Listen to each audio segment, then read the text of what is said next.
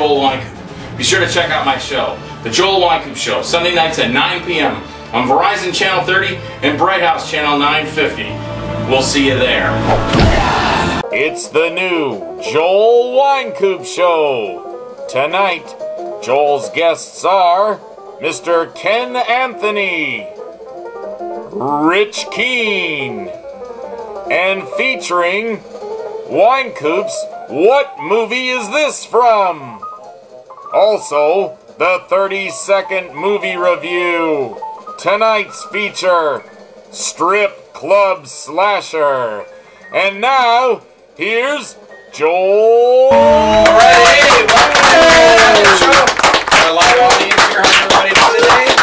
Everybody doing good? Fantastic. Great, great. Well, we're back for another show. Today I have a couple of guests on, actually. Been good friends of mine for a while. One of them, Mr. Ken Anthony, I've known him for a while. Actually, I put him in one of my shorts I was doing called Survivors of Remick. It was for John Martin out of Ohio. It was called Not of This World. And I talked to Ken about doing some movie stuff for a while. We'd been talking about it, and I said, hey man, if you want, I'll give you a part in Survivors of Remick. And he's like, yeah man, that'd be cool. I don't know if I started Ken off on a movie career by doing this, but now Ken Anthony himself is also going off and doing movies. Another gentleman I think I had heard his name for a long time, and Mr. Rich Keene, and I did a short for him. And Rich Keene and I have become very good friends. And Rich Keene and Ken Anthony have their own little production company going where they're making movies or shorts. And I was lucky enough to be able to work with both of them now. So it's kind of like I've had some movies where I was in Minnesota, for example, working on a movie called Strip Club Slasher.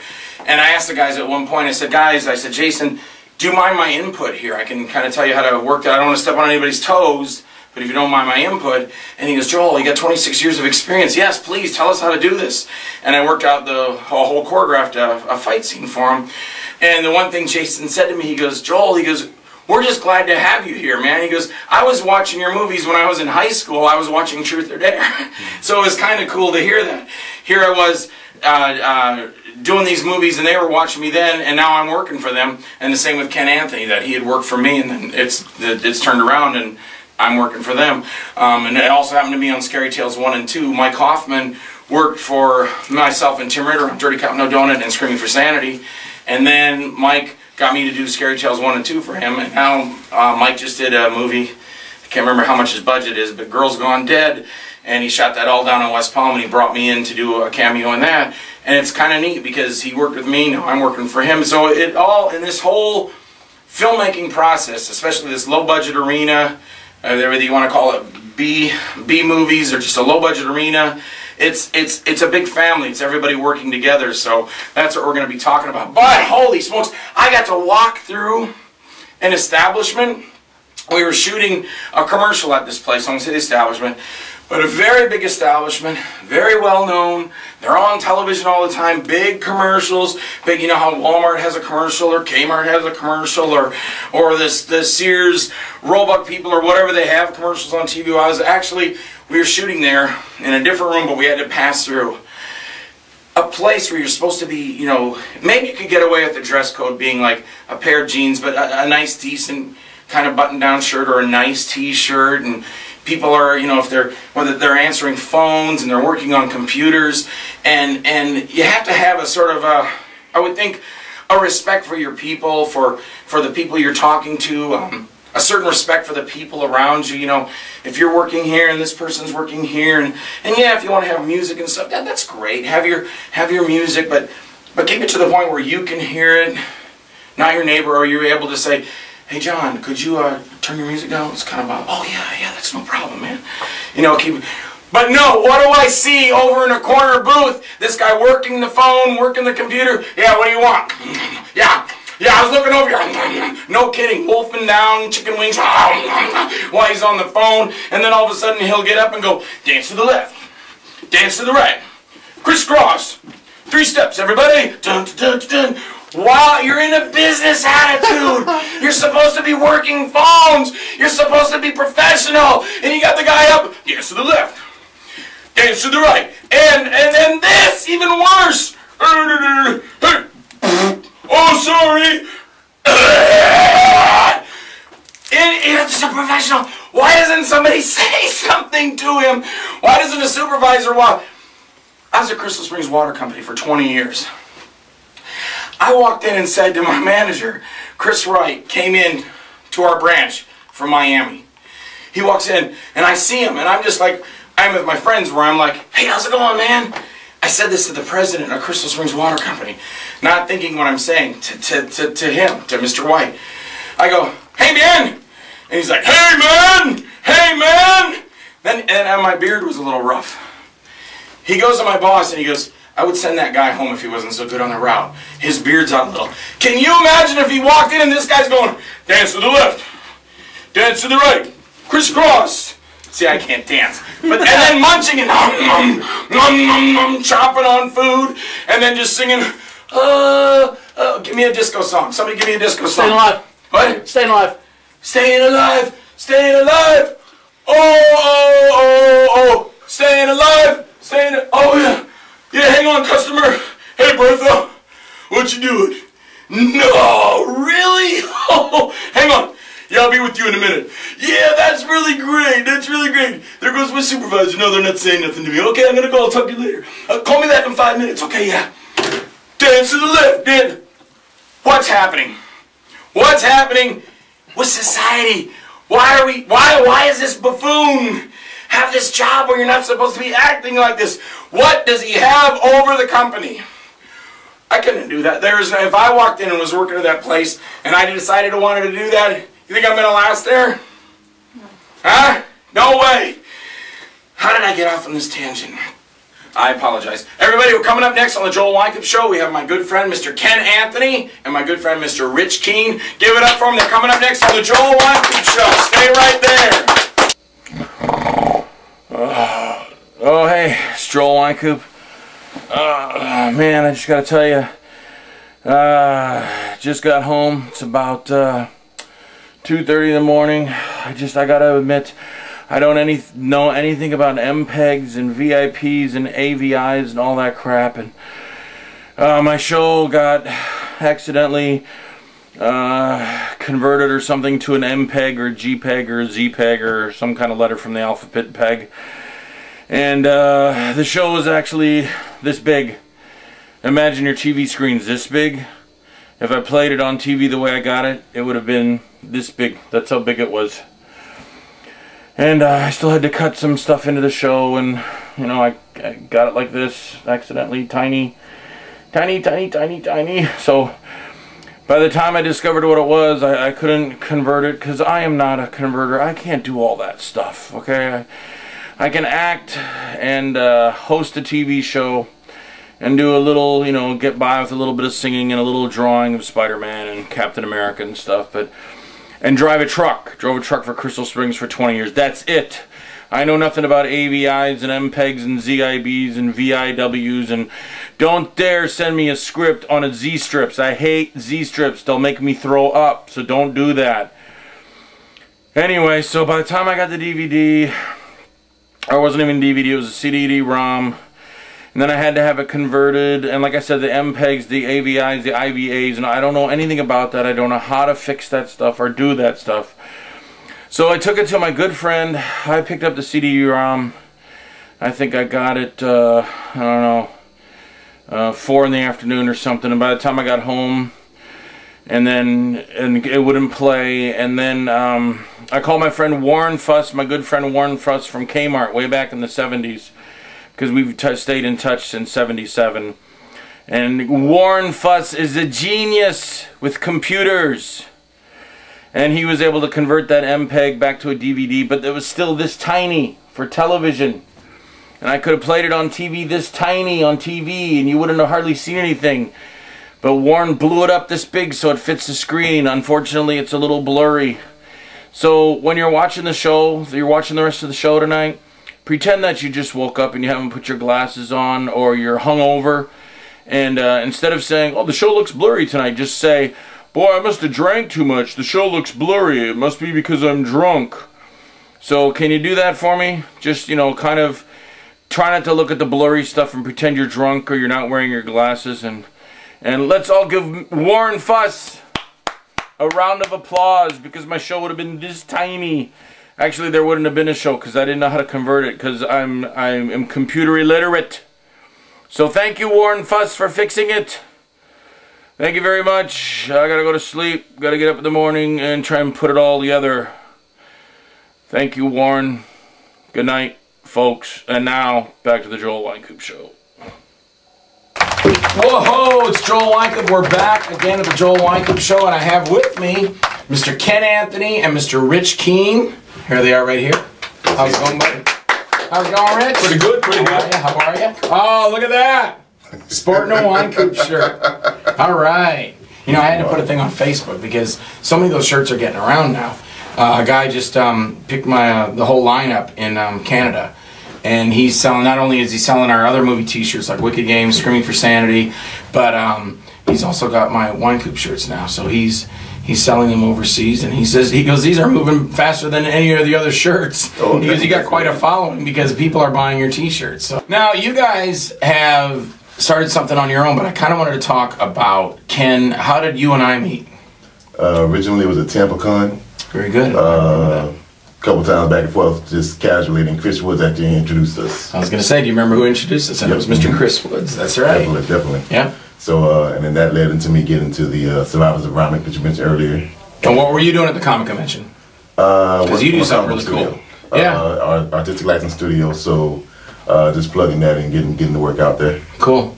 So doing your own characters, and you even liked one of my movies you were making into a comic book. The Bite, yes. Yeah. Because you had sketches of Kathy and me as Nick Hazard, and you had the bad guy Elijah, which is Frank Burns, drawn into it. And like I said, Elijah and everything. So yeah. Yeah.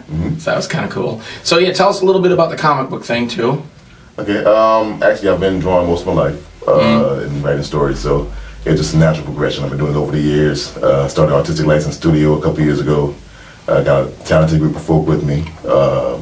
In the studio, and we put out our own comic books, have our own website, which is www.artlicensestudio.com. I need to get it right since it's my site. But we've been doing that. We've actually moved into movie production with what they've seen with doing with Rich. And we're going to talk about that as soon as we come back. We're going to take a break. We're going to come back to the show with Ken Anthony and Rich Keene, and now I want to when we get back, I want to introduce Rich Keene, and then Rich Keene and Ken Anthony are going to tell us about this merger that they did to start creating these shorts and these movies and these features and working together on them. So we'll be right back right after this.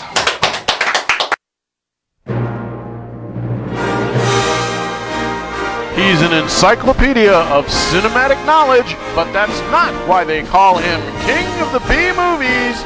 Grab your Junior Mints and your popcorn, kids. It's Wynkoop's Guess That Movie! Japanese submarine sunk 2 torpedoes into its chief. It was coming back from the island of Tinian de Lady. We just delivered the bomb. The Hiroshima bomb. 1,100 men went into the water.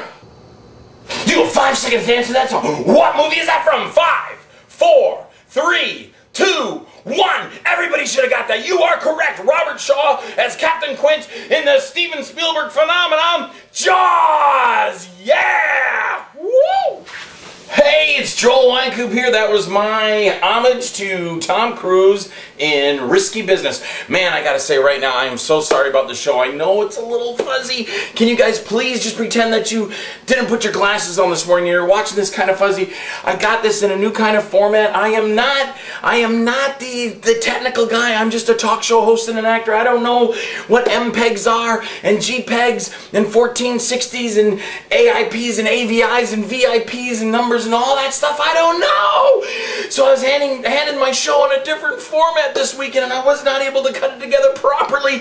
I am so sorry. As a matter of fact, this is the way it was given to me on this new MPEG format, and it was this small. It would have been this small on the TV screen. And look, it looks like this.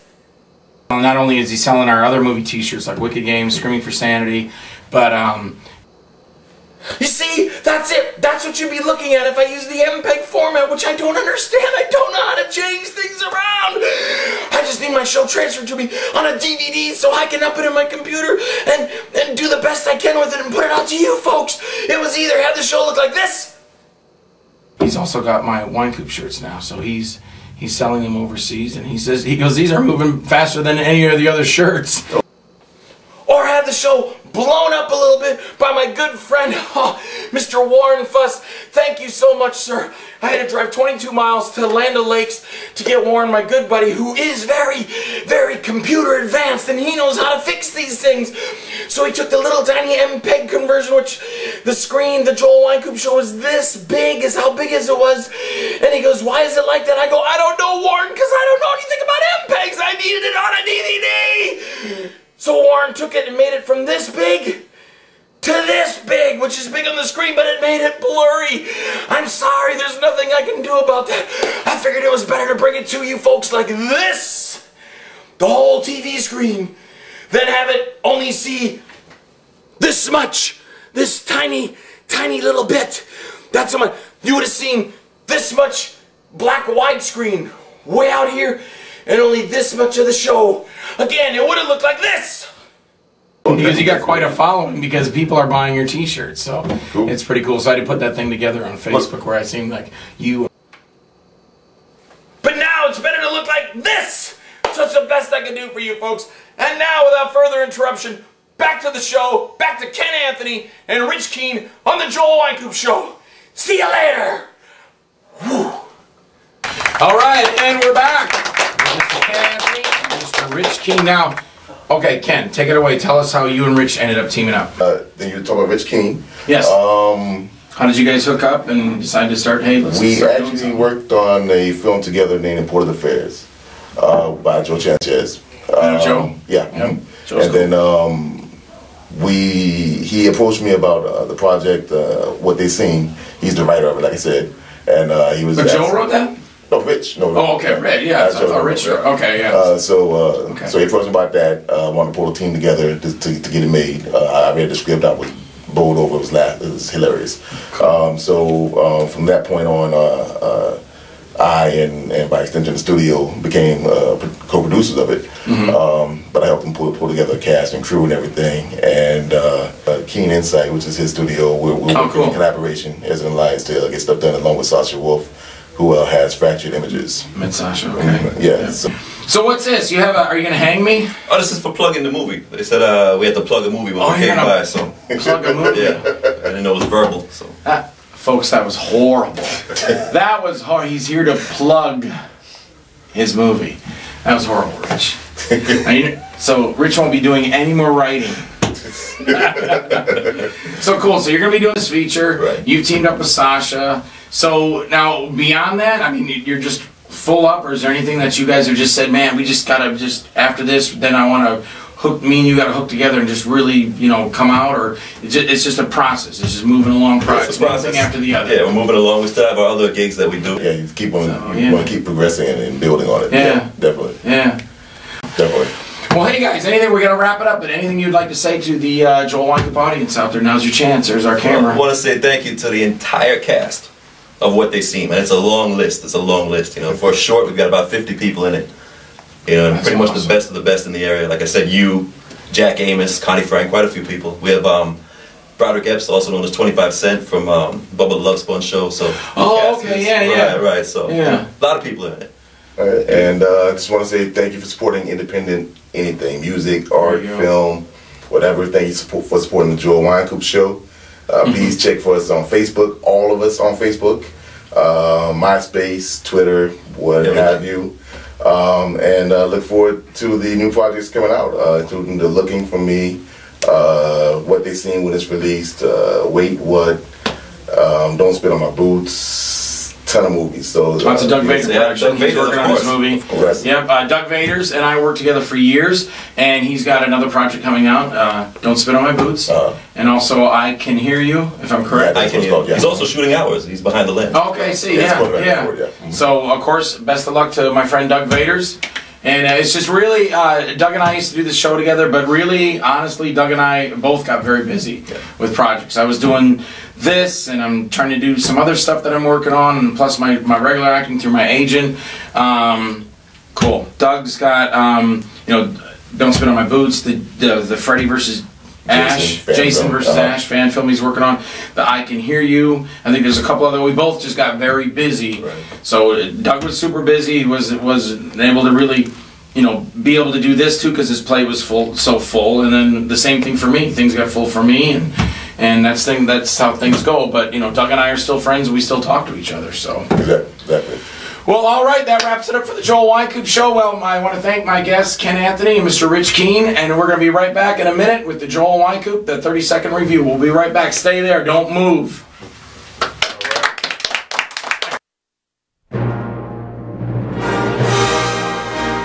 He's an encyclopedia of cinematic knowledge, but that's not why they call him King of the B-Movies. Grab your Junior Mints and your popcorn, kids. It's Wynkoops. Guess that movie! I know what you're thinking. Did he fire 6 shots or only 5? Well, to tell you the truth, I kinda lost track myself in all this excitement. But being this is the 44 Magnum, the most powerful handgun in the world, and it could blow your head clean off, you gotta ask yourself this one question. Do I feel lucky? Well, punk, do you feel lucky? Time's up. Do you have the answer? Everybody should have this answer. Clint Eastwood and Dirty Harry. Hey, and we are back. Once again, I'd like to thank my two guests, Mr. Rich Keene and Ken Anthony, both good friends of mine, and I wish them the best of luck. And I'm just hoping they're gonna keep on rocking and rolling and doing cool things with the filmmaking community. And like Ken says, yes, support the indie filmmaker. We're not saying give us $1 million or nothing. Just support indie cinema or these movies that are coming out now. Check them out. You know, give them a second to look because there's a lot of talent in them. Just because they don't have $1 million for them or just because they don't have Tom Cruise in them doesn't mean they're no good. Check these things out, okay? All right, I'd like to say one more time, just a shout out to my sponsors. In the past, Luciana's a Redken Elite Salon, From Above Cuts, Bay Auto Wholesale, Ryan there, Bay Auto. Great guy. Thank you very much for your patronage in the past. Special thanks to Target Printing and Copying, who actually stayed with me through the 3rd season. And a big thank you to Mr. Mark Ford from Lions Kill Productions. Mark, this show would not be on television if it wasn't for you and hitting the internet airwaves too. So big thank you to Mark Ford of Lions Kill Productions, also the producer of Herschel Gordon Lewis's The Uh-Oh Show. And I'd like to do the Wynkoop 30-second DVD review, which is, this just came out not too long ago. I was in Minnesota shooting this, and it's called Strip Club Slasher. The cool thing about Strip Club Slasher was these guys MySpaced me. His name is Jason Stevenson, and he wrote me on MySpace, and he goes, hey, Mr. Wynkoop, we'd love to have you in the movie, and what'll it take to get you here to Minnesota? So we worked out a price. He put me on an airplane, flew me to St. Paul, Minnesota, and put me up in a hotel for five days, I think, and shot the movie. I play an officer in here named Doug Dooley, Inspector Doug Dooley, or Detective Doug Dooley, and it is a little, well, I'll just say it's called Strip Club Slasher for a reason. But there's a bad guy in there that's going after all these girls in the strip clubs. And but it's still pretty cool. It's another movie that I was lucky enough to go down there and work on. They were trying to set up a fight scene between myself and the writer, Joe Netter, who is a very high-profile writer. A lot of people know who Joe is and what he's worked on and what movies he's done. And I asked him, I said, Jason, do you mind my 2 cents? I don't want to step on anybody's toes here, and I'll shut up if you don't want me to say nothing, because it's your movie, but, you know, if you don't mind, you know, I have an idea for this. And he's like, are you kidding me, Joel? 26 years of experience? He goes, I was watching your movies when I was in high school. I was watching you and Tim Ritter blow cars up and blow sheds up. Please, you have all this, tell us. So we worked out the choreographed fight scene between Joe Netter and myself. And then just some other ideas for some plot twists. I also, some of my dialogue was like that, and I asked him, I said, do you and Joe mind if I do a little doctoring on this? And he's like, no, anything to make it cooler. And we shot one scene, and it was just supposed to be We're on our way. And I turned that into 2 pages of dialogue about why I want to save the strippers, because my sister was a stripper when I was a little boy and she stuck up for me. And I gave an entire gigantic, huge backstory. And by the time I was done giving out the story, I was supposed to be in tears. The deputies, he's kind of in tears, you know. And this is acting. We're doing acting. But I ran out of the room, and when I came back in, it's very, very quiet. And I asked Jason, I go, do you want me to do that again? He goes, no, man. I can only watch that once. They were both crying. Because I gave such an in-depth thing why the brother loved his sister so much, and she was a stripper and how she was killed. And that's what makes him want to go after the killer to save these women that are strippers. Because strippers are people too. And that is your, what would that be called? That's your, when you have a little spot that you want to give for somebody, your life lesson or something. Strippers are people too. No, but it's Strip Club Slasher. It is really cool, written by Joe Netter. It's got a lot of scream queens are in it, and just a lot of fun. It's a lot of fun movie. It's a fun movie. Don't take it too serious. Don't take any movie too serious. Enjoy the movie. That's what they're made for, and that's Strip Club Slasher. And that is all the time we have for today on the Joel Wynkoop Show. So I wish everybody a good night. We'll be back again next week. Same bat time, same bat channel. So we'll see you next time on the Joel Wynkoop Show. Bye.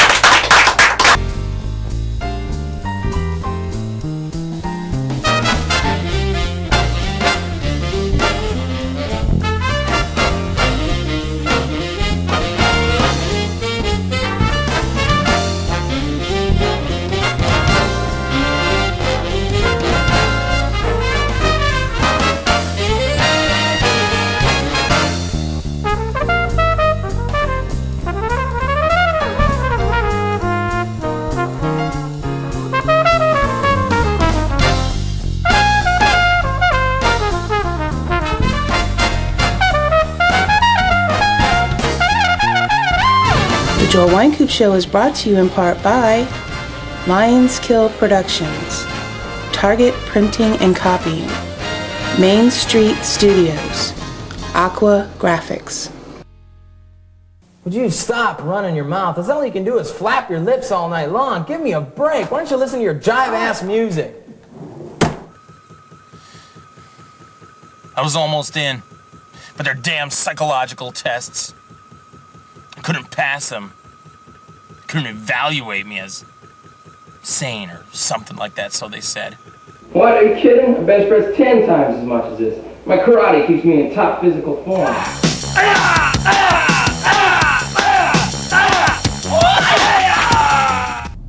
I was looking for Disney World. Must have missed my exit. Karen, I love you, and I want to spend the rest of my life with you. Will you marry me? I'm just practicing for the part.